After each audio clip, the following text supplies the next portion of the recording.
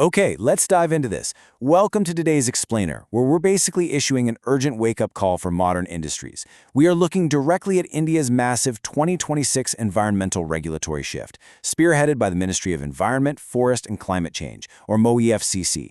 Look, if you're a project proponent, a compliance officer, or an enterprise leader, the rules of the game have fundamentally changed overnight. Because here's the harsh truth. The era of manual environmental reporting is officially dead as of 2026. If your compliance strategy still relies on legacy paperwork, scattered spreadsheets, or physical documentation, you are facing a massive regulatory risk right now. Physical documentation is being rapidly wiped out and replaced by online registrations, digital audits, and mandatory digital reporting obligations. Relying on the old way of doing things isn't just a slow process anymore. It is a direct liability that can absolutely compromise your entire operation. But don't panic just yet. We have a highly structured roadmap today to help you successfully navigate this complex new digital framework. First, we'll cover the 2026 digital mandate. Then we'll move into the severe environmental penalty risks, followed by the manual audit nightmare. After that, we'll look at the AI-driven compliance century solution, and finally, how to achieve continuous audit readiness. So, let's move straight to Section 1, the 2026 digital mandate. We really need to examine the rapid, real-time implementation of these intense new rules. This rollout happened at lightning speed. On January 15th, the Environment Protection Fund rules were notified. Just a week later, between January 23rd and 28th, sweeping amendments to the air and water consent guidelines were introduced. And boom, by April 1st, the new solid waste management rules go into full enforcement, demanding centralized digital tracking of waste from generation all the way to disposal. These strict digital tracking and monitoring mandates are now the absolute law of the land. The guiding philosophy behind this rapid rollout is perfectly captured in the Parivesh 2.0 Baseline Environment Data Information System framework. The quote is, "Minimum government, maximum governance." And this isn't just a catchy slogan. The new digital system totally removes the manual middleman.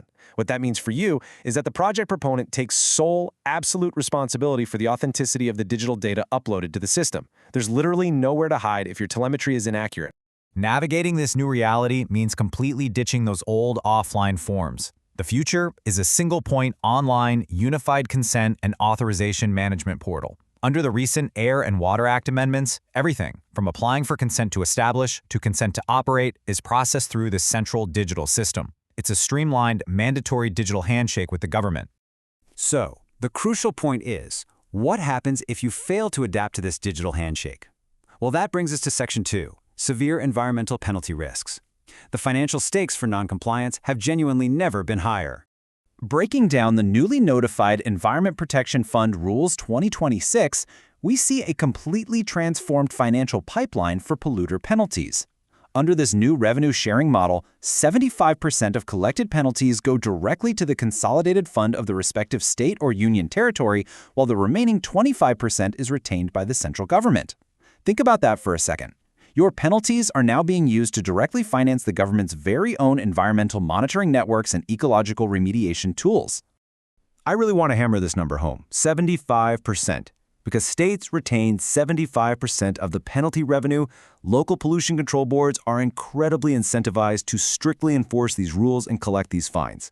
The regulatory bodies literally have a vested financial interest in finding and penalizing non-compliant industries to fund their local infrastructure. With those massive financial stakes hovering over us, let's pivot to the operational reality of Section 3, the manual audit nightmare. We need to understand why traditional oversight is completely failing under these new mandates. And this brilliantly illustrates the core problem for modern industries, the stark contrast between the old and the new. Legacy paperwork is fragmented, it relies on once-a-year manual audits, and it's entirely reactive. But the new Parivesh 2.0 framework, it demands unified, continuous digital telemetry and proactive monitoring. Let's be honest here. Trying to meet 24/7 digital tracking requirements using a stressed-out team updating Excel spreadsheets once a quarter is a total recipe for disaster. The pressure is just impossible. Compounding this intense pressure is the introduction of the Registered Environment Auditor. This is a newly defined, standardized oversight role in the 2026 Water and Air Consent Amendments. With these strict new auditor standards and continuous digital monitoring, any manual data discrepancies won't just be a slap on the wrist anymore. They will quickly escalate into severe, board-level problems. But look, navigating this doesn't have to be a technical nightmare. There is a much smarter way forward. Welcome to Section 4, AI-Driven Compliance Century. This is the future-forward innovation that simply eliminates the grunt work of evidence collection.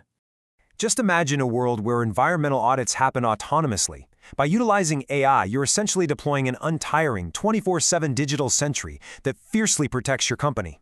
This AI constantly monitors critical operational data points. It proactively flags policy deviations. It synthesizes live IoT telemetry, like real-time water quality monitoring. It detects access anomalies, and it identifies misconfigurations long before a human auditor ever knocks on your door.